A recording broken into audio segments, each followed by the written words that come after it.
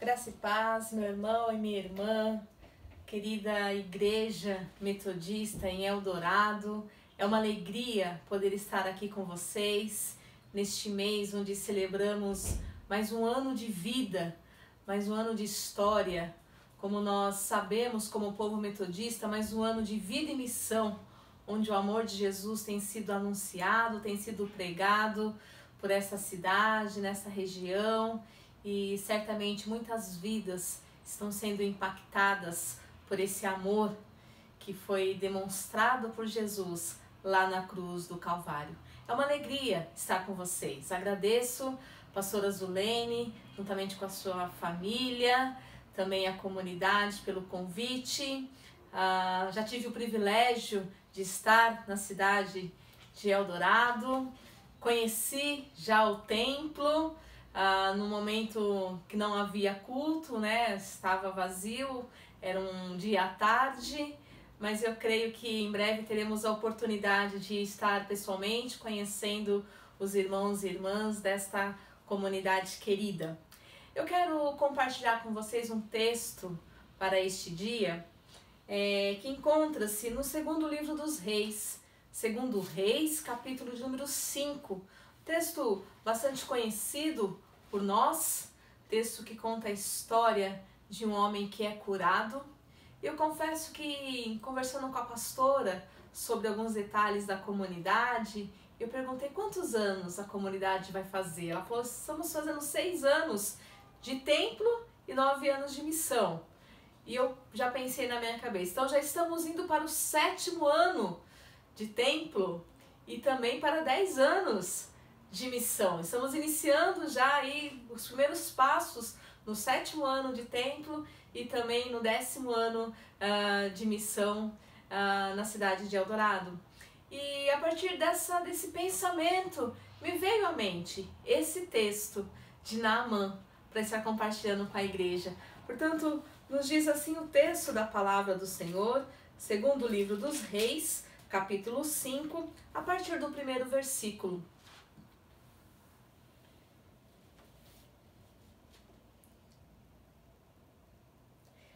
Naamã é curado de lepra. Naamã, comandante do exército do rei da Síria, era grande homem diante do seu senhor e de muito conceito, porque por meio dele o Senhor tinha dado a vitória à Síria. Ele era herói de guerra, porém sofria de lepra. Tropas da Síria saíram e da terra de Israel levaram cativo uma menina que ficou ao serviço da mulher de Naamã. Um dia, a menina disse à sua senhora: quem dera o meu senhor estivesse na presença do profeta que está em Samaria, ele o curaria da sua lepra. Então Naamã foi contar isso ao seu senhor, dizendo: assim e assim falou a jovem que é da terra de Israel. O rei da Síria respondeu: vá, eu enviarei uma carta ao rei de Israel. Então Naamã partiu e levou consigo 340 quilos de prata, 72 quilos de ouro e 10 mudas de roupa. Levou também ao rei de Israel a carta que dizia: tão logo esta carta chegar a você, saiba que eu lhe enviei Naamã, meu servo, para que você o cure da sua lepra.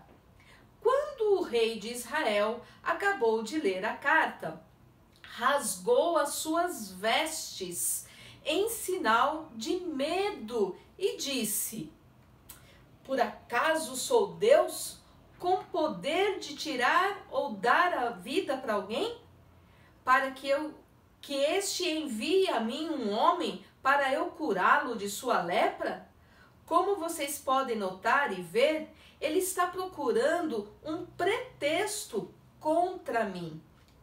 Mas quando Eliseu, homem de Deus, ouviu que o rei de Israel havia rasgado as suas roupas, mandou dizer ao rei: porque o Senhor rasgou as suas roupas, deixe-o vir a mim, e saberá que há profeta em Israel. Então Naamã foi com os seus cavalos e os seus carros e parou à porta da casa de Eliseu. Eliseu lhe mandou um mensageiro dizendo: vá e lave-se 7 vezes no Jordão, e a sua carne será restaurada e você ficará limpo. Mas Naamã ficou indignado e se foi, dizendo: eu pensava que ele certamente sairia para falar comigo, ficaria em pé, invocaria o nome do Senhor seu Deus, passaria a mão sobre o lugar da lepra e restauraria o leproso. Por acaso não são Abana e Farfar, rios de Damasco, melhores do que todas as águas de Israel? Será que eu não poderia me lavar neles e ficar limpo?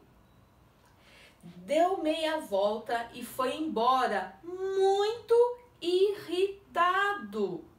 Então os seus oficiais se aproximaram e lhe disseram: meu pai, se o profeta tivesse dito alguma coisa difícil, por acaso o Senhor não faria? Muito mais agora que ele apenas disse: lave-se e você ficará limpo. Então Naamã desceu e mergulhou no Jordão 7 vezes, conforme a palavra do homem de Deus, e a sua pele se tornou como a pele de uma criança e ficou limpo. Depois ele voltou ao homem de Deus, ele e toda a sua comitiva. Veio, pôs-se diante dele e disse: eis que agora reconheço que em toda a terra não há Deus a não ser em Israel. E agora, por favor, aceite um presente deste servo. Porém ele respondeu: tão certo quanto vive o Senhor, em cuja presença estou, não aceitarei nada. Então Naamã insistiu com ele que aceitasse, mas ele recusou e disse: se você não quer, então peço que me permita que o teu servo levar suas mulas carregadas de terra, porque este seu servo nunca mais oferecerá holocausto nem sacrifício a outros deuses, a não ser ao Senhor. Mas que o Senhor me perdoa, o teu servo, uma coisa: quando meu senhor, o rei, entrar no templo de Rimom para lhe adorar, e ele se encostar no meu braço, e eu também tiver que me curvar no templo de Rimom, quando assim me prostrar no templo de Rimom, que o Senhor Deus me perdoe, este teu servo, por isso. Disse-lhe Eliseu: vá em paz. Amém. Vamos nós ter uma palavra de oração. Senhor Deus de amor, cá estamos diante da tua palavra, corações gratos pelo teu amor e cuidado sobre as nossas vidas. Paizinho, eu quero te louvar, te agradecer pela vida da Igreja Metodista aqui na cidade de Eldorado, na pessoa da pastora Zulene, seu esposo, sua filha e toda esta comunidade.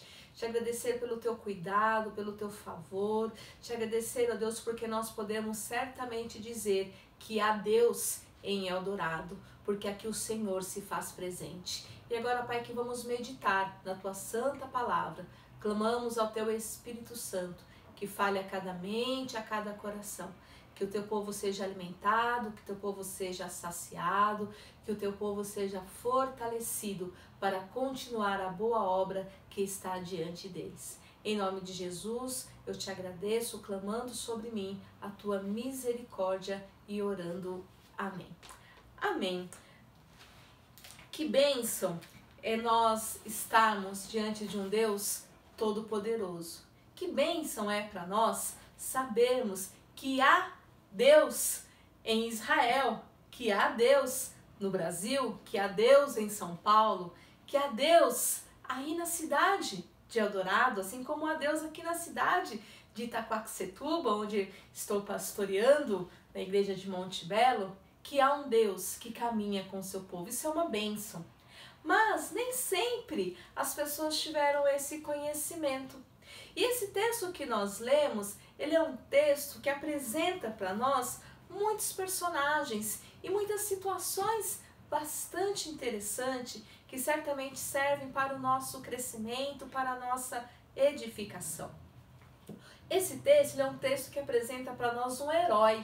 Que coisa legal, né? Tem um herói no texto. Diz o texto para nós que o comandante do exército ele era um herói de guerra, porque por meio dele Deus havia dado vitória ao seu exército.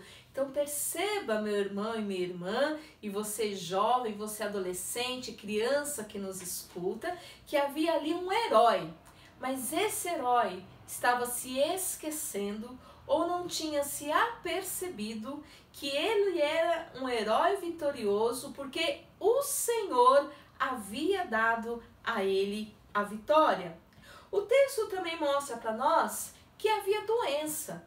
E certamente nós vivemos um período onde há doença no nosso meio. Aliás, há uma pandemia em nosso meio. Não sabemos ainda a cura, como resolver este problema. E continuamos fazendo o nosso papel, que é o papel de orar e clamar para que essa enfermidade seja banida das nossas vidas. Quem sabe, quanto mais a gente se mergulhar na presença do Senhor, mais o seu povo será curado de toda sorte de enfermidade. Então o texto mostra que havia doença. O texto também fala que havia soldados. Se havia um herói de guerra, se havia um comandante que havia sido vitorioso, é porque haviam soldados sob o seu comando.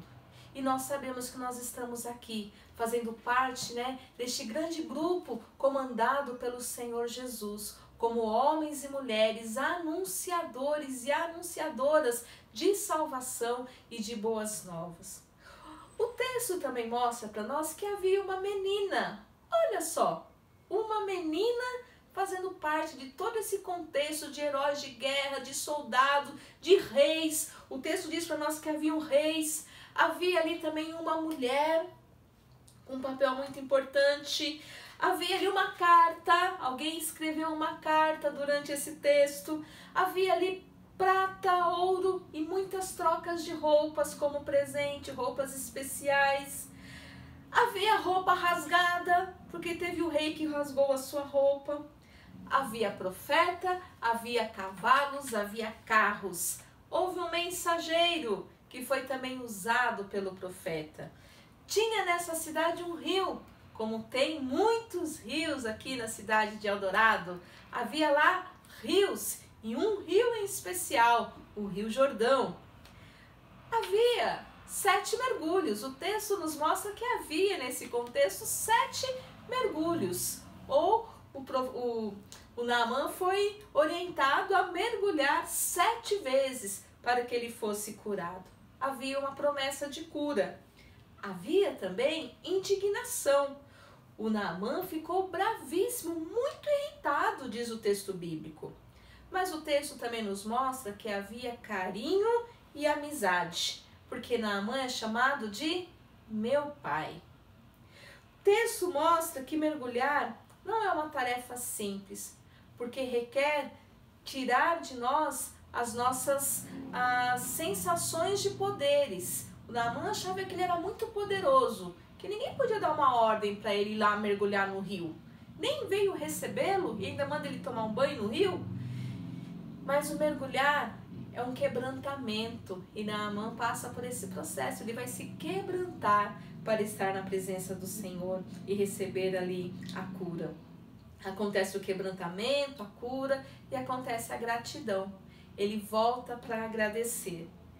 Deus é o Deus de toda a cura. E o presente também foi recusado. Você já recusou algum presente alguma vez? Olha que interessante, né? Então, meu irmão, minha irmã, esse texto é um texto muito rico. E eu creio que Deus colocou esse texto para compartilhar com essa comunidade, porque certamente nós, como povo de Deus, já nos encontramos em quase todas essas situações que o texto nos apresenta. Certamente, nós já nos sentimos heróis em algumas situações, já nos sentimos poderosos, já nos sentimos imbatíveis, mas há momentos em que nós também nos sentimos fracos, frágeis e dependentes da graça um do outro.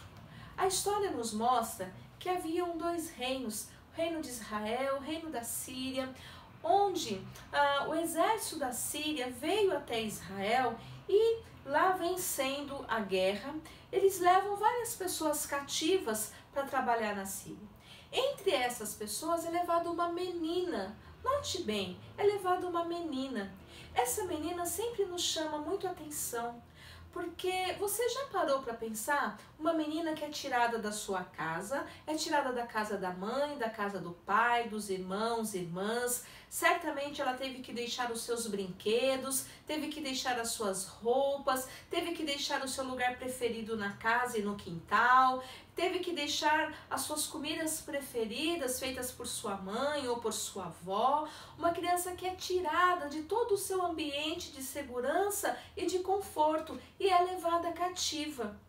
Agora note bem, meu irmão e minha irmã, a diferença que essa menina faz e a diferença que há na vida de uma pessoa que tem Jesus no coração. A diferença de atitude na vida de uma pessoa que conhece o Deus verdadeiro. Aquela menina, ela tinha tudo para chegar na casa da sua senhora, lá na terra da Síria, e dizer assim, ó, bem feito que o Naamã tem lepra, tomara que ele morra. Ela poderia falar isso, porque ela estava muito brava de ter sido roubada da sua casa.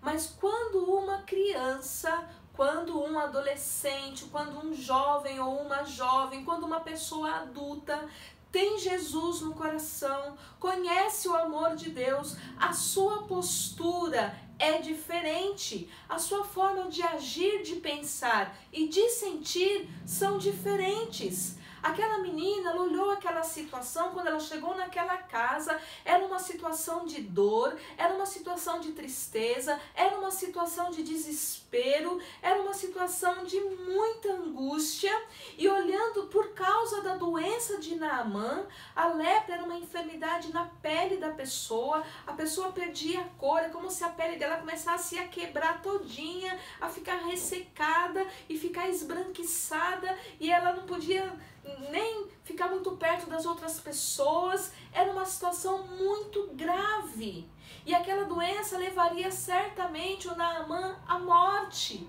e essa sensação de morte que estava rondando aquela cidade toca no coração daquela menina, que ela consegue deixar a sua própria dor, a sua própria tristeza por estar fora da sua casa, e ela começa a perceber que há alguém que está sofrendo mais do que ela, e isso só é possível por causa do amor de Deus que é colocado em nossos corações. Perceba, meu irmão e minha irmã, que aquela menina, ao perceber aquela situação, ela tem uma fala para sua senhora, para aquela mulher, que é uma fala de esperança. E hoje eu creio que nós, povo de Deus, olhando o mundo ao nosso redor, quantas pessoas estão diante da morte, diante da dor, diante do luto, diante da tristeza, diante da enfermidade, diante da doença, momentos de muita angústia, dor, tristeza, nevoeiro. E aí nós, como povo de Deus, precisamos ter essa palavra que essa menina teve. Você, criança, pode ter uma palavra de esperança. Você, jovem, adolescente, adulta, você pode e deve levar uma palavra de esperança. Sabe por quê? Porque eu e você sabemos que há Deus em nosso país, há Deus no nosso estado, há Deus na nossa cidade, há Deus nas nossas igrejas, há Deus no nosso coração, e isso traz em nós uma esperança, e essa esperança ela é para ser compartilhada. E o texto diz para nós, no versículo 2, aquela menina, ela olha para sua senhora e diz assim: quem dera Quem dera o meu Senhor estivesse na presença do profeta que está em Samaria, lá ele seria curado da sua lepra. Meu irmão e minha irmã, hoje a igreja de Cristo é a voz profética.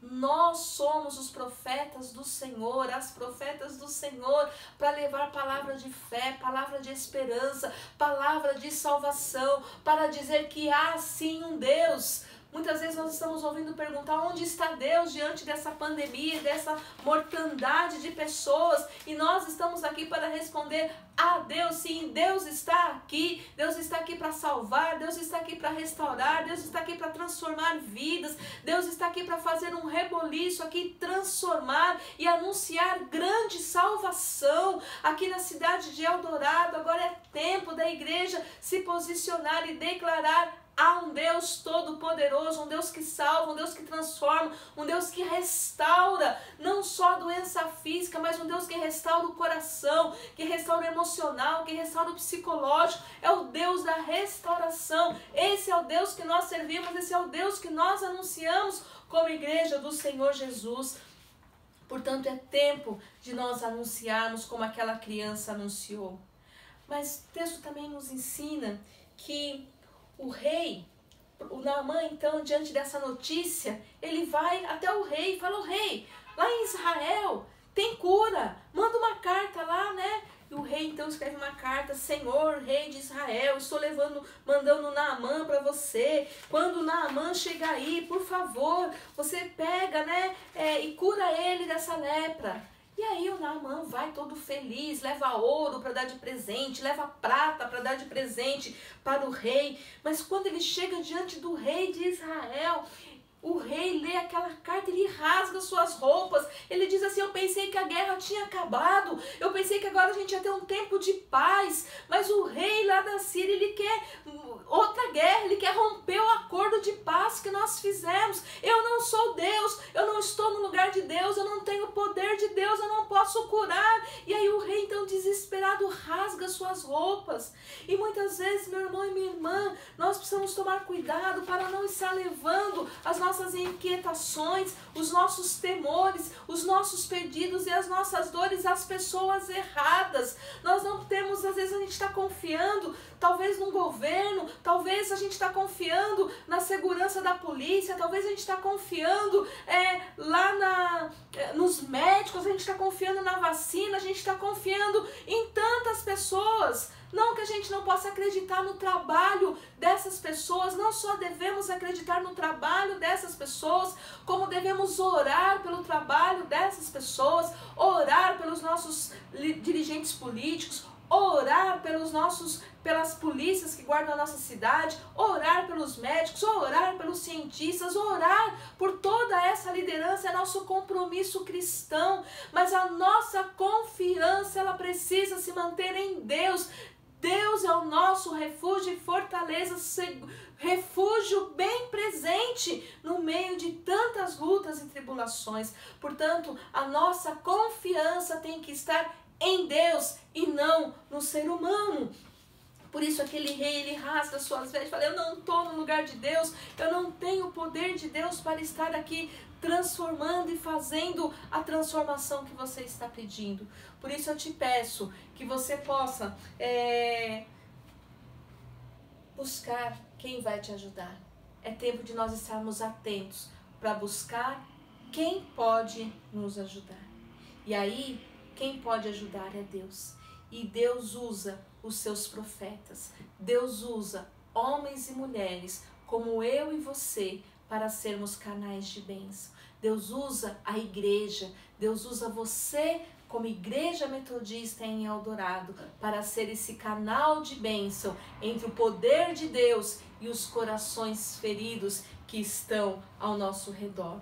O texto mostra para nós então que o profeta manda um mensageiro: vem, manda vir até mim, né? Manda vir a mim. E quando então o Naamã chega na porta do profeta, já se ajeitando: bom, agora como eu sou herói de guerra, né? Eu vou chegar na porta do profeta, o profeta vai fazer uma comitiva para me receber, e vai lá, né, todo sorridente, querer me agradar. Então ele já vai todo preparado, mas chega lá, ele é confrontado no seu ego. Ele é confrontado na sua forma de pensar.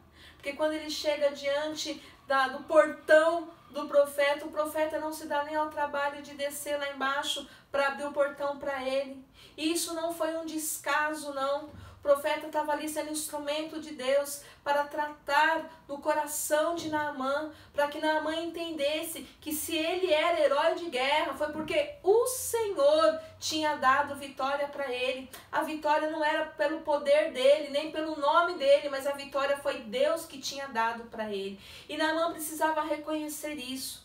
E para que ele reconhecesse isso, ele precisava se quebrantar diante de Deus. E aí quando o profeta manda um mensageiro e diz para ele assim, olha, diz para Naamã, para ele descer ali no Rio Jordão e mergulhar 7 vezes. Meu irmão e minha irmã, o Naamã ficou furioso. Imagina, lá na minha terra tem rios muito mais bonitos do que esse, muito mais limpos do que esse. Eu não podia me tomar banho lá mesmo? E bravíssimo. Mas o texto mostra para nós também que havia amizade. E nós precisamos ser amigos e amigas das pessoas. É interessante isso. Tem um cântico na nossa igreja que diz assim: não existe nada melhor do que ser amigo de Deus. E é verdade. Quando nós temos essa amizade, esse companheirismo, os conselhos certos, a orientação correta. Hoje é tão difícil termos amigos e amigas verdadeiros, mas na igreja do Senhor Jesus nós conseguimos ser amigos e amigas que são mais do que amigos e amigas, são verdadeiros irmãos e irmãs que o Senhor tem nos dado. E diz o texto para nós que esses amigos que estavam ali com Naamã, os seus soldados, tinham por ele um carinho muito grande, porque chamam ele de pai. E você não chama qualquer pessoa de pai. Mas havia ali um carinho onde eles vão dizer assim: meu pai, pensa bem, se o profeta tivesse pedido uma coisa difícil, tipo, sobe aquela montanha ali com um camelo nas costas, você não ia fazer? Se ele tivesse pedido uma coisa difícil, tipo, sobe aquela montanha ali com 3 cabritos, você não ia fazer? E sacrifica lá em cima, você não ia fazer? Iria. Ele pediu uma coisa tão simples. Era uma coisa simples, mas era uma coisa que mexia no ego de Naamã. Então Naamã se dá conta que ele precisava se quebrantar diante de Deus. Quantas vezes nós precisamos nos dar conta que há necessidade de um quebrantamento diante de Deus? Então Naamã desce, vai para o Rio Jordão, mergulha ali 7 vezes, e ao mergulhar 7 vezes, a promessa que havia sido dita a ele, a palavra de que ele seria curado, acontece. Ele mergulha 7 vezes e ele é então curado. E eu queria deixar essa palavra para essa igreja, porque vocês estão completando 6 anos, completaram 6, e agora vocês estão caminhando para o 7º ano. O 7 é o número da perfeição na Bíblia. Vocês estão caminhando para esse tempo de cumprimento de promessas de Deus na vida de vocês. Eu creio nisso. Nós servimos a um Deus que é Deus de promessa. E eu creio que Ele tem promessas realizadas e outras que irão realizar na vida desta igreja. Portanto, vocês estão caminhando para o 7º. Mergulhe, continue mergulhando como igreja na presença do Senhor. Mergulhe diante de Deus. Quebrantem os corações. Busquem a misericórdia de Deus. E certamente será um tempo de renovo. Naamã levanta, depois do 7º mergulho, ele levanta restaurado. Ele levanta limpo. A sua pele ficou muito melhor, porque ficou como a pele de uma criança. Então, Igreja Metodista em Eldorado, continue mergulhando mais e mais na presença do Senhor. Porque certamente grandes coisas ainda irão acontecer. Porque certamente o Senhor estará renovando e restaurando tudo que precisa ser renovado e restaurado. E o nome do Senhor será reconhecido, porque a fala que foi dita para Naamã, ele saberá que há profeta em Israel. dita pela menina. E depois, lá no final, ele mesmo diz: meu Senhor, versículo 15, eis que agora reconheço que em toda a terra não há Deus a não ser em Israel. Que na cidade de Eldorado haja o reconhecimento de que há Deus, sim, na cidade de Eldorado, que há Deus aonde o povo dele está, em cada cidade, em cada vilarejo, em cada bairro, em cada casa, há Deus, há um Deus presente, porque o Deus que nós servimos é um Deus que caminha conosco. Que ao entrar agora, começar agora, caminhar para o 7º ano, seja um tempo de renovo e de bênção desta igreja mergulhada na presença do Senhor. Lembrando que toda essa história chega a nós porque uma criança anunciou salvação. Portanto, é possível que cada membro dessa igreja, que cada família seja um anunciador, uma anunciadora de salvação. Que cada membro dessa igreja possa dizer: há Deus em Eldorado e é o Deus Todo-Poderoso que nós servimos. Que Deus abençoe essa comunidade, que Deus abençoe esta igreja, que Deus abençoe a pastora Zulene e vocês recebam o nosso carinho, a nossa gratidão pelo convite, recebam o abraço da nossa igreja metodista aqui em Monte Belo, na esperança de um dia breve estarmos juntos e juntas presencialmente. Que Deus abençoe. Vamos ter uma palavra de oração. Pai, nós te damos graças pelo privilégio de poder celebrar a Ti por mais um ano de vida. Te agradeço por esta comunidade, ó Pai, que caminha para o 7º ano, caminha para esse tempo, ó Deus, de um ano que representa a perfeição. E nós sabemos, ó Deus, que é a Tua presença que gera essa perfeição em nós. Quero, ó Deus, clamar que a cada dia mais e mais, cada irmão e irmã desta comunidade possa ter o prazer e o privilégio de mergulhar no Senhor, de mergulhar na Tua presença e assim, ó Pai, ser restaurado, ser, ó Pai, transformado e transformada, ter os corações repletos da Tua graça. Abençoe cada lar, abençoe cada família. Continue, ó Deus, chamando e usando para o louvor da Tua glória meninas e meninos, crianças, adolescentes de todas as idades, jovens, pessoas adultas, famílias, que o Senhor possa mesmo, Pai, levantar um povo que mostre que há Deus em Eldorado.